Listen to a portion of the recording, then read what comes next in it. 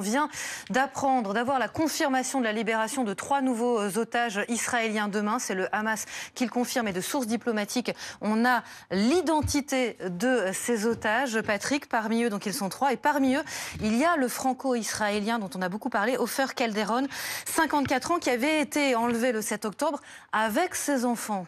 Avec ces enfants qui ont pu être libérés lors de la première trêve. Ofer Calderon, c'est un menuisier, effectivement, dont on ignorait tout pendant plus de 400 jours. C'est-à-dire que très régulièrement, toutes les semaines, dès qu'on avait l'occasion de nous entretenir avec le ministre des Affaires étrangères, lorsqu'on avait quelqu'un de la cellule de crise, lorsqu'on avait un diplomate, l'ambassadeur de France en Israël, à chaque fois la réponse était la même: je ne sais pas, nous ne savons pas. Tout ce qu'on avait, c'était ce que ces enfants avaient raconté, parce que eux ont été libérés au bout de 50 jours. Ils nous ont dit qu'il était blessé. Voilà, il à la était jambe. blessé. Oui, mais c'était il y a il y a un an, voire il y a déjà un an et demi, 15 mois.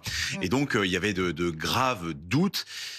La deuxième information, c'est qu'a priori, les 3 otages qui seront libérés demain sont en vie, parce que vous le savez, plus nous avançons dans cette première phase de négociation et d'échange prisonniers palestiniens contre otages israéliens, eh bien, on sait qu'il y a au moins 8 décédés parmi les 33 de la liste. Eh bien, Ofer Calderon est en vie, selon plusieurs informations. Il va donc être libéré demain. On le rappelle, il habitait un kibbutz, le kibbutz de Nir Oz. Près de la bande de Gaza. Son ex-femme, qu'on a beaucoup vu, qui s'est battue pour qu'on n'oublie pas le visage. Adas Calderon. Et Adas Calderon, de son ex-mari, avait pu, elle avait pu s'enfuir. En revanche, la grand-mère avait été tuée, l'une des petites filles aussi. Et puis, il y avait Erez et Sahar qui étaient sortis après 51 jours de détention et qui avaient donc cette vision de leur papa blessé depuis 15 mois. Ils vont pouvoir revoir. Vous restez avec nous, Patrick. On va aller tout de suite en Israël retrouver Bethsabée Salem, avec l'angoisse évidemment des familles qui ont été informées. Ça y est, Bethsabée. Effectivement, donc 3 otages, c'est officiel, qui vont être libérés demain. Vous l'avez dit, Ofer Calderon, franco-israélien, le papa Bibas, Jordan Bibas, et un franco-américain, Keith Seagal, on s'en doutait. Alors pour revenir sur Ofer Calderon, effectivement, il a 54 ans, c'est le père de 4 enfants. 2 de ses enfants avaient été kidnappés aussi. Ils ont été relâchés lors d'une vague de libération en novembre 2023. Et d'ailleurs, on se souvient, une de sa fille avait raconté qu'il lui avait dit, quand elle avait dû quitter son père qui était encore en captivité à Gaza, il lui avait dit: s'il te plaît, bats-toi pour moi, je ne veux pas mourir ici. Ofer Calderon, qui était blessé à la jambe, mais a priori ce n'est pas une blessure grave, et comme vous l'avez dit, il est en vie a priori, puisque on libère d'abord les otages qui sont encore en vie. Donc à ses côtés demain, Jordan Bibas, ici en Israël, beaucoup d'émotions, beaucoup d'amertume, puisqu'il est relâché avant sa femme, Shiri, et ses 2 petits garçons qui devraient être âgés aujourd'hui de 5 et 2 ans. Or, eh bien, le fait qu'il n'ait pas été libéré les premiers, c'est un signe très inquiétant sur leur sort. Et puis, ce franco-américain, donc Keith Seagal, qui va pouvoir lui aussi retrouver sa famille, si tout va bien, dès demain. Merci beaucoup, Bethsabée. Si tout va bien, libérable, on est prudent, Patrick, parce qu'on a appris à l'être. Oui, on a raison, il va falloir être très transparent là-dessus. Ofer Calderon est libérable. On espère tous qu'il va être libéré, mais ce nouvel échange intervient dans un contexte, on le pressentait, mais de plus en plus tendu. Vous avez vu... Bien que les négociations pour la trêve, c'était tellement compliqué. Sont très difficiles, mais surtout, vous avez vu la dernière journée de libération, c'était hier.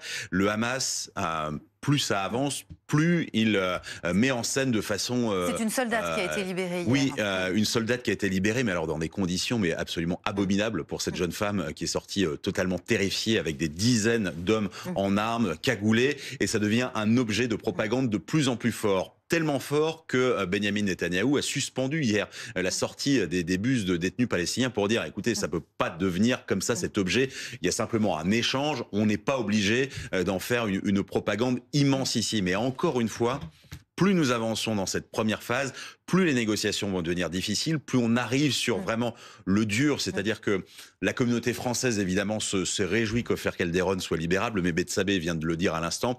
L'autre information qui jette un froid immense en Israël, c'est le fait que Yarden Bibas sorte avant sa femme et les enfants. Ce qui veut dire qu'il y a très très peu d'espoir pour vraiment l'un des symboles de cette détention depuis 15 mois. Ce sont les enfants, notamment Kfir Bibas, qui devaient avoir qui a 2 ans, ouais.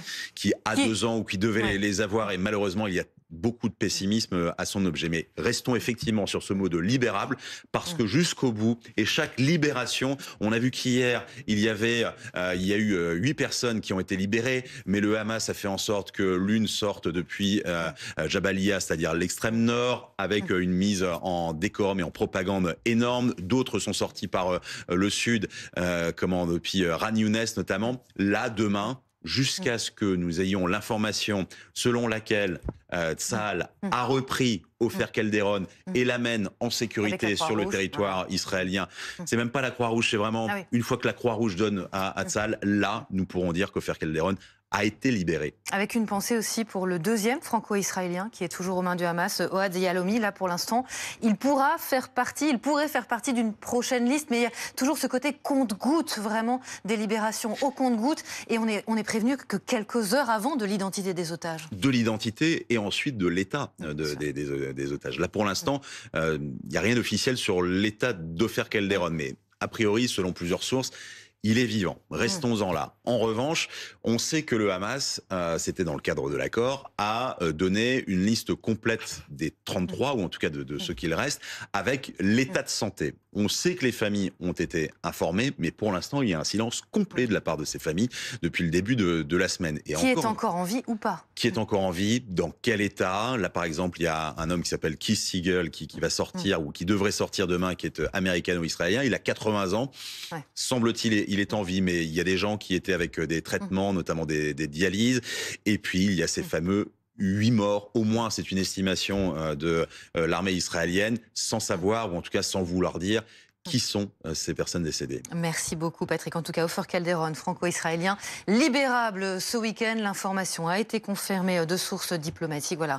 On espère évidemment qu'il est en bonne santé et on suivra cette libération entre le Hamas et Tsahal. Un échange, on le rappelle, d'otages israéliens contre des prisonniers palestiniens qui devrait avoir lieu donc dans le courant du week-end.